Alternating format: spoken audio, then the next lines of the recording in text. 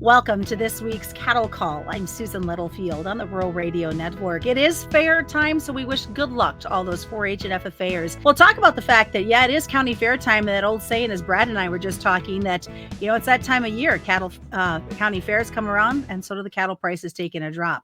We'll talk about why that's all being factored in. Cattle on feed report on Friday. We're going to see some market pressure, or is it going to be a no-brainer type of report? Also, cattle inventory report. Got some bad news. We'll talk about what's going to happen with that and some interesting things on the cash. So lots to unpack in today's discussion. As I mentioned, Brad Koima is with us. Koima and Varlick out of Sioux Center, Iowa. So let's first of all talk about the cattle. The fact that county fair is underway, and we do normally see a dip in prices, not because of the fairs, but because of the time of year. You're absolutely right. It's just an easy way to remember it. I think it's the last half of July, right, when most of those fairs happen. Thanks for having me on. Of course, I enjoy this a lot, Susan. So that you let's talk a little bit about the seasonality that is, this time of year. And you said it correctly. I don't think it has a thing to do with the fact that there's a county fair and there might be 25 show calves or whatever, but it's the time of year. People are on vacation. People are distracted. It's probably hot. It's not today. Hallelujah, but it was hot this weekend. And so you've seen a slowdown in demand. Typically, very, very typically, you'll see a little bit of slowdown and a drop in the box beef then because of that.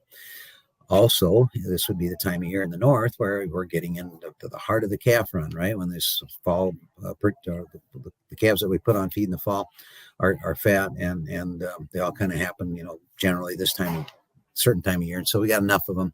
So it wouldn't be unusual at all either that the cash market's a little bit sloppy this time of year too. So, that part of analysis isn't too difficult, but when it gets a little trickier when you look at a market like this one that is trading at such an unprecedented, ridiculous discount that you can say, well, but Brad, they've got a $12 break in the cash cattle built in to where the August cattle futures are, and it's the middle of July. And I go, like, no argument. How about the futures aren't really functioning that great, that we ought to be a little bit more of a closer to convergence here. So it's a good question because it plays into why we're doing what we're doing here today in the here and now, which is we just had a big rally. I think at least it plays into why the market's acting this strong right now, Susan. So how steep could this discount go? Well, I was hoping that today we're making a step toward convergence. I think if we'd have done this interview Monday morning, I and most other analysts, if you'd have said, well, what do you think about the cash? And I had said, well, it was a couple dollars lower last week. Beef's going to be a little lower this week. I would suspect that it wouldn't be surprising at all that cash cattle will be another couple dollars lower this week. Okay. So it's Wednesday only. Typically the cash trade doesn't develop till later in the week, but this morning there was a little bit of trade in Kansas initially at 187, which was $1 lower. And when that news came out, futures went from a little lower on August to actually higher. We sat here and I said, that's interesting because the futures trader clearly is taking this as a positive that the market is only $1 lower in Kansas. Okay.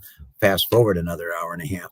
And now the market in the South comes back up another dollar. And now cattle are trading at 188, which is fully steady with last week. Clearly that exceeded the trader's expectation. That's why we're up $1.50, 60, 70 on the front month of cattle. So unfortunately, there's nothing that says we have to converge until you get to the last day of August cattle. But let's hope that the South has a little more bounce in their step because we will converge to the lowest price, not the highest price, even though the North is $10 higher than the South. So nice day today. I think the market really happy with the action today. The fundamentals are winning today, and I kind of get a kick out of that. So can this momentum continue into tomorrow, knowing that we have a cattle on feed report on Friday? Well, 2014 was a year where we didn't have much weakness. We had one break in August there in 14. Market, we kept surprising everyone, and the key to that market, and I think the key to this market is if we continue to stay this current, we can continue to keep that leverage. Okay. And I don't know why we wouldn't. That's one thing that a discounted structure market does. It tells you it should be telling you that, hey, we're afraid of the market. It looks like it's going to get lower. Well, that incentivizes you to sell cattle, right? The other thing that'll incentivize you every time is that they make money here. Okay, for the most part, these calves make nice money here, and the one thing that's pretty consistent is greed and fear, right? So when the cattle are making money, usually we're a little easier seller. Not to mention that feeder cattle are not exactly a real easy buy because they're not giving them away. So I think that's the key here. We'll hopefully stay current, and I think we will. Now, notwithstanding, the end of July, August, if this thing is a little sluggish yet here for a week or two, don't be too surprised. But I believe the market's too big a discount, given the kind of lack of supply that especially is happening in the north. Well, here we sit in the month of July. We got told there would not be a cattle inventory report in July. Then we heard, yes, we will have a cattle inventory report. And now it's back to no again after guys were waiting on these numbers. I hate to be the bearer of bad news. I got turned around on this information too, that initially they weren't. There was a great amount of outcry, both from individuals and organizations. I know I was part of that. Then I was led to believe that they had changed their mind. And so Monday, I do have a few people I know at the USDA, and these people are good people. It's not the person that I talked to. I did end up talking to someone that was quite highly placed, at least within NASS, and asked, so what is the bottom line? And unfortunately, he told me that they weren't going to have it. It's complicated, I suppose. It's budget cuts. It's hard to say that, but they allocate funds. To think that our government doesn't waste $500,000. That's what I was told they were saving by not having that report. But it's a matter of getting allocated to the right place. And I think that could have and should have and should be done. I expressed how disappointed we are because this issue is about transparency. This issue is about letting the producer have information to help him make plans, both short-term and long-term, to decide whether he should be holding heifers, if you're the hedger, to decide what kind of hedging you should be doing, one with upside potential or not, and on and on and on. I mean, don't think that the packer doesn't have whole floors of analysts that are trying to figure out how many cows and what the calf crop is out there. This is our best tool that the producer can have. I don't know why we're eliminating it and taking it from them for such an insignificant amount of money. So I'm a nerd on this stuff because I was engaged with Cattle Contract Library. I was engaged with price discovery, all those issues, at the NCBA level. So I know how many reports there are. We got 1 million. We got plenty of them for the poultry industry and the swine industry. And I'm not dissing any of those, right? But those are completely vertically integrated industries already. How much do we need to know about price discovery and information for those two industries compared to the cattle, which is the last one where at least the North trades half of their cattle on a negotiated basis. So I had a nice visit. I expressed my opinion very firmly. He's supposedly going to bring it, to higher channels. But for this year, and what's really annoying, Susan, is this is the most interesting one we've had maybe in my career, because we're right at the cusp of that. Are we going to tip this thing over now? Are we going to start the expansion phase? What are we going to really do with heifer retention?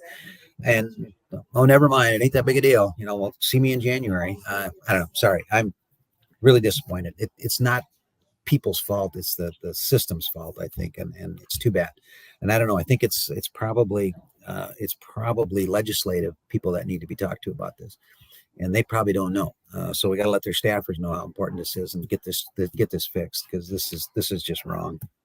If there was ever a call to action, I think it's right here.